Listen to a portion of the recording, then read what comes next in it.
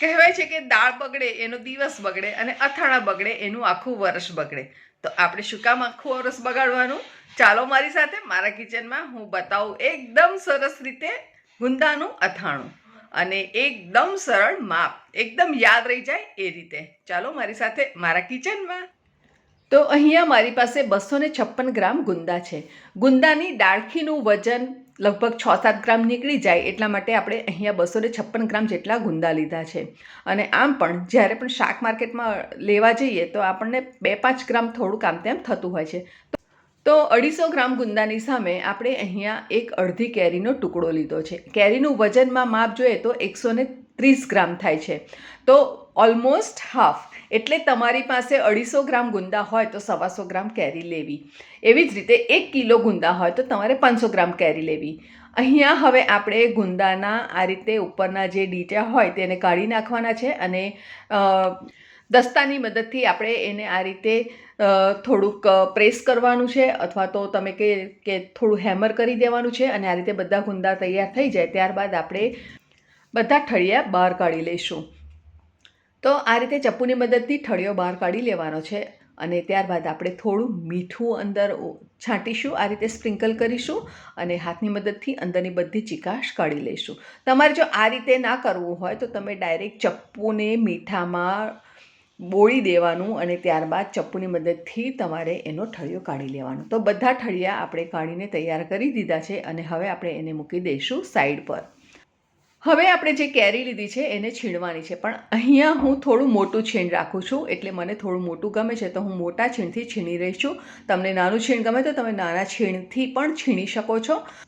તો કેરી છીણાઈ ગઈ છે, અને હવે આપણે આ છીણને ટ્રાન્સફર કરી લઈશું એક પ્લેટની અંદર, અને ત્યારબાદ આપણે એની અંદર સ્વાદ પ્રમાણે થોડું મીઠું ઉમેરી લઈશું, અને એને સરસ રીતે મિક્સ કરી લઈશું.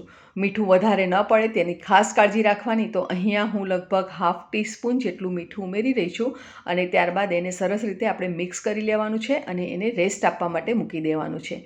રેસ્ટ આપવાથી મીઠાની મદદથી કેરી બધું પાણી છોડશે, અને ત્યાં સુધી આપણે કરી લઈએ આગળનો પ્રોસેસ. તો અહીંયા મારી પાસે છે રાઈના કુરિયા, અને આ છે મેથીના કુરિયા. તો રાઈના કુરિયા અહીંયા મેં 5 કપ લીધા છે, અને મેથીના કુરિયા મેં 2 ટેબલસ્પૂન લીધા છે, અને એને મેં મિક્સીની અંદર થોડા દરદરા વાટી લીધા છે. તો તમે જોઈ શકો છો કે થોડા દરદરા આપણે વાટીને તૈયાર કરી લીધા છે. હવે અહીંયા મારી પાસે છે 1 ટેબલસ્પૂન વરિયાળી. ટોટલી ઓપ્શનલ છે, ગમે તો તમે એને ઉમેરો, નહીં તો એને સ્કીપ કરી લો.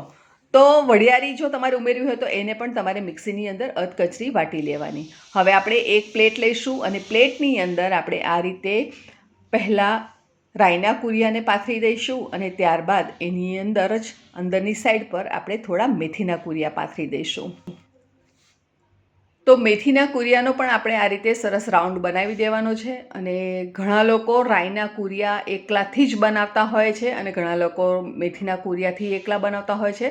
પણ રાઈ અને મેથી બંને કોમ્બિનેશન આ રીતે કરશો તો ખૂબ જ સરસ બનશે.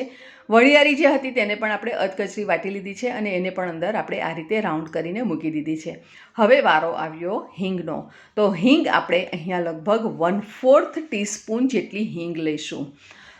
તો હિંગ સ્ટ્રોંગ હોય એનું ખાસ ધ્યાન રાખવું, કેમ કે અથાણામાં હિંગનો જ મેઇન સુગંધ અને ટેસ્ટ હોય છે. તો હિંગ પસંદ કરવામાં ખૂબ જ કાળજી રાખવાની. હવે અહીંયા 1 ટેબલસ્પૂન જેટલું તેલ લીધું છે, એને આપણે થોડું ગરમ કરી લીધું છે, અને એને મસાલા ઉપર આપણે આ રીતે ઉમેરી અને ઢાંકી દેવાનું તરત જ, જેથી કરીને એની સ્મેલ બહાર ન જાય, અને થોડું સીઝાય ત્યારબાદ આપણે એને સરસ રીતે મિક્સ કરી દેવાનું.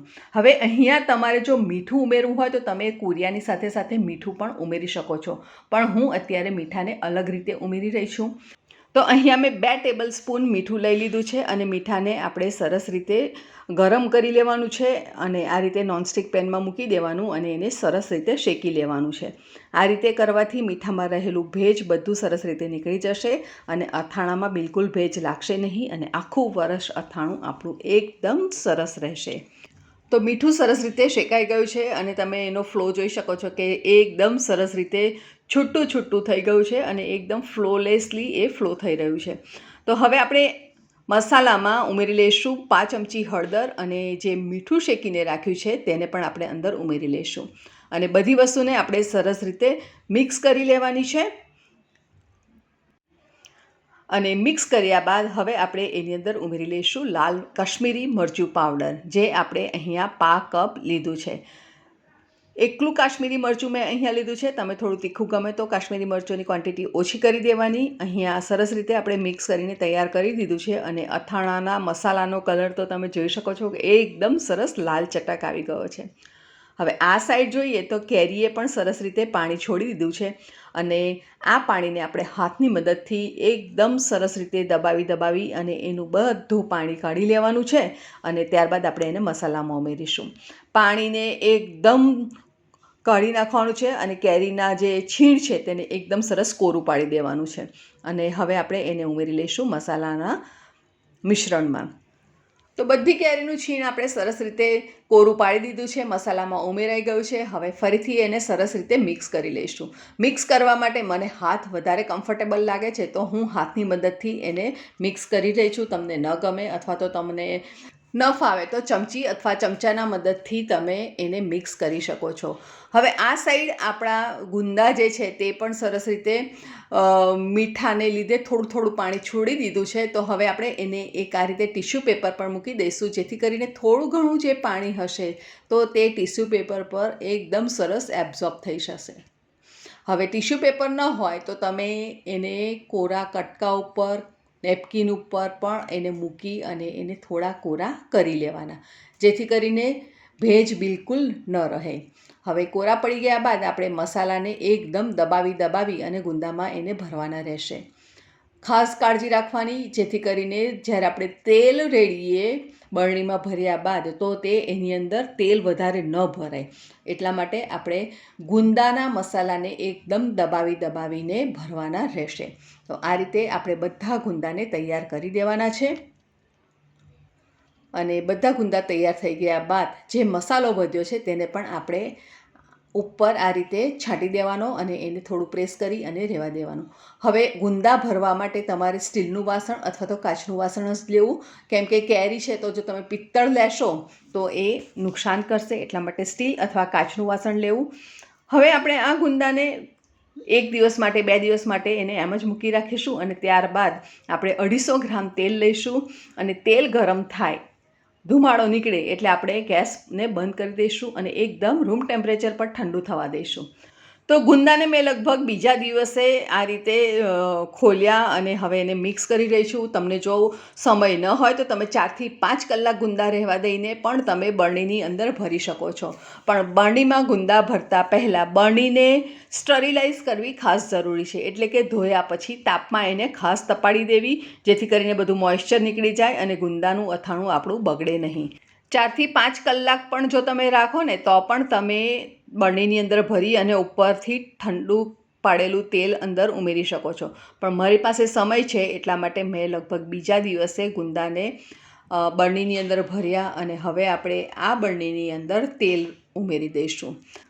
ગુંદાના અથાણા માટે જે બરણી તમે ઉપયોગમાં લો તે બરણી થોડી મોટી રાખવી, જેથી કરીને ગુંદા લગભગ અડધું લેવલ આવે ત્યાં સુધી ભરાય, અથવા તો થોડું વધારે હશે આનાથી તો પણ વાંધો નહીં, પણ એકદમ છલોછલ ભરાઈ જાય એટલું નાનું પાત્ર નહીં લેવું, એટલે કે નાની બરણી નહીં લેવી, જેથી કરીને આપણે ઉપર તેલ રેડીશું તો એ સરસ રીતે સમાય એની અંદર. તો મારી જે બરણી છે એમાં હાફ લેવલ સુધી ગુંદાનું અથાણું ભર્યું છે. અને હવે આપણે આ ઠંડુ પાડેલું જે તેલ છે એને આપણે ઉમેરી લઈશું બરણીની અંદર. તો બરણીમાં છેક નીચે સુધી તેલ જઈ રહ્યું છે, તમે જોઈ શકો છો. અને ફ્રેન્ડ્સ, આ રીતે તેલ રેડ્યા બાદ તમે જોઈ શકો છો કે એક ગુંદું થોડું ઉપર દેખાય છે. તો તે આવું ન હોવું જોઈએ. તેને આપણે ચમચીની મદદથી પ્રેસ કરી અને આપણે એને નીચે દબાવી દઈશું. આવું બિલકુલ ન રહેવું જોઈએ. અને જ્યારે અથાણું રેડી થઈ જાય અને ત્યાર પછી તમે જો રૂટીનમાં પણ ખાવા માંગતા હોય અને આ રીતે બરણીમાંથી કાઢો અને જો ગુંદાનું અથાણુંનો એટલે કે ગુંદાનો કોઈ પણ પાર્ટ આવી રીતે તેલની ઉપર રહે લાંબો ટાઈમ તો એ ફૂગ આવશે અને બગડી જશે. માટે ગુંદાનું અથાણું કાઢ્યા બાદ એને ચમચીની મદદથી પ્રેસ કરી દેવાનું અને ઉપર તેલનું સરસ લેયર આવે ત્યારબાદ આપણે એને ઢાંકણું બંધ કરી અને ફરીથી મૂકી દેવાનું. તો તો આટલી થોડી કાળજી રાખશો તો તમારું આખું વર્ષ અથાણું ખૂબ જ સરસ રહેશે. અને માપ તો એકદમ સરળ જ છે. જેટલા ગુંદા હોય એનાથી અડધી કેરી લેવાની અને એટલા જ એટલે કે કેરીના પ્રમાણમાં જ આપણે મસાલો લેવાનો છે.